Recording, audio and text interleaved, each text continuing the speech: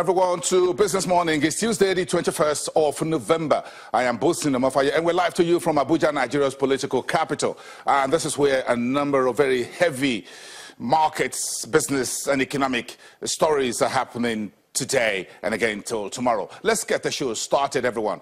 We thank you for coming here with us on the program. This is the first story. Nigeria yesterday released the numbers as far as this latest Eurobond is concerned. It was a medium-term program that the government has announced. Now we've had that the roadshow was last week, and now the pricing and the coupon on the bonds that's been rated by Moody's was already released. And this is the numbers. You can see them now on your TV screen. This is the fourth time Nigeria is issuing a Eurobond. The first time, the first series we did was in 2011. Then we got the 2013. We did two issuances in 2013, and we're now doing the second offering in 2017. What we have right now is $3 billion under the $4.5 billion global medium-term note. The tenor for the first was the $1.5 billion US 10-year series at 6.5% coupon.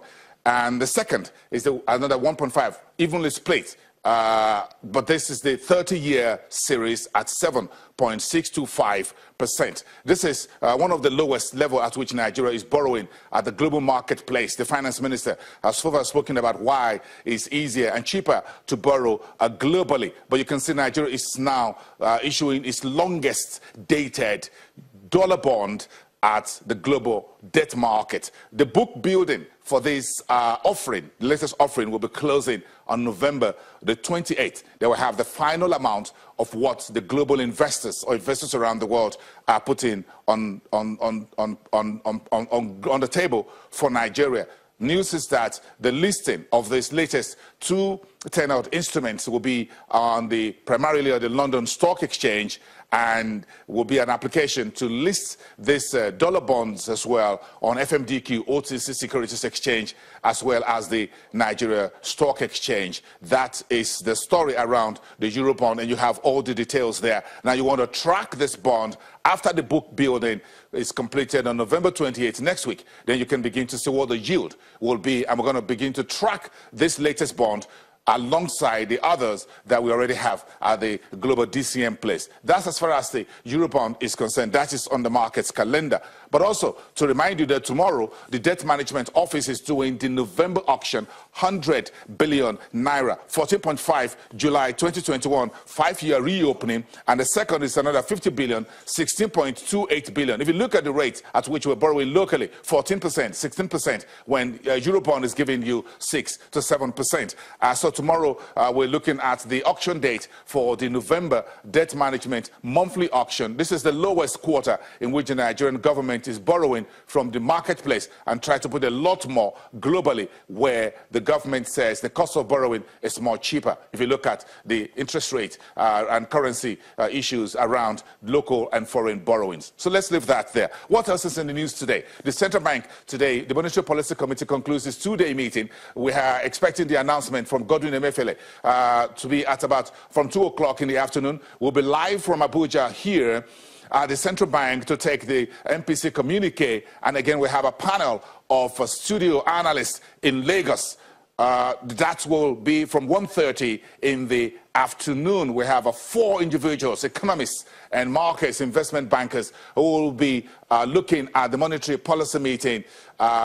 Roundtable discussion that we're having today is going to be a critical one. This is the final monetary policy meeting in 2017, and we're live from Abuja and Lagos on that from 1:30 to 3 o'clock in the afternoon. You don't want to miss that here. The consensus is that the central bank will hold all key parameters steady today, but the man you see there on your TV screen, Godwin Emefiele, the head of the central bank, has hinted that there will be a monetary policy easing from next year when the macroeconomic environment gets a lot better. And now we have the third quarter GDP 1.4% in the positive territory, but we have a bit of concerns as far as the subsectors contributing to that easing.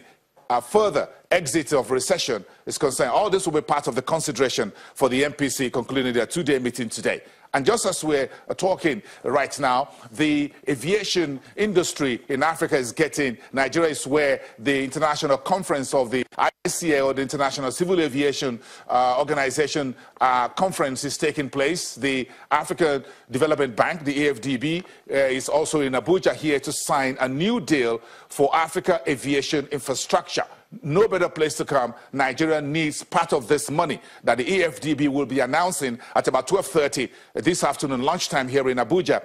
And that will find out how much millions of dollars AFDB is putting behind aviation infrastructure that we need critically, not just in Nigeria, but across the continent. You don't want to miss that as well on our news all through today and till tomorrow. Meantime, when we're done with all of that, the Senate will now begin the deliberations over the 2018 budget draft document from tomorrow, Wednesday, and they will combine that with the medium-term economic framework, what we call the MTEF, and the FSP, the fiscal strategy paper. All that will be discussed side by side as we look at the Buhari's administration trying to meet the deadline of December, finishing off with the draft 2018 budget, 1st of January 2018. If all go well, then we will have a brand new budget and a new calendar year, January to December. We're counting down to the final 5 weeks, full 5-week working week in 2017. Tomorrow will be also very big in Lagos with the Ministry of Trade, Industry and Investment. Okechukwu Inilama will be the one at the head of the table to hold that conference tomorrow with the Hong Kong Investment Council, with the Chinese Embassy, the Lagos Global, the Abuja Chamber of Commerce and Industry, and the Lagos Chamber of Commerce and Industry. It's all about trade and investment and commerce tomorrow in Lagos. It's very heavy tomorrow, and we're all over that here on business as well for you tomorrow, Wednesday. That will be a very, very critical. You don't want to miss that discussion. Bringing both Abuja and Lagos Chambers of Commerce to sit down with the Chinese and the Hong Kong investment and industry and trade people to talk about how to move Nigeria's trade and investment forward.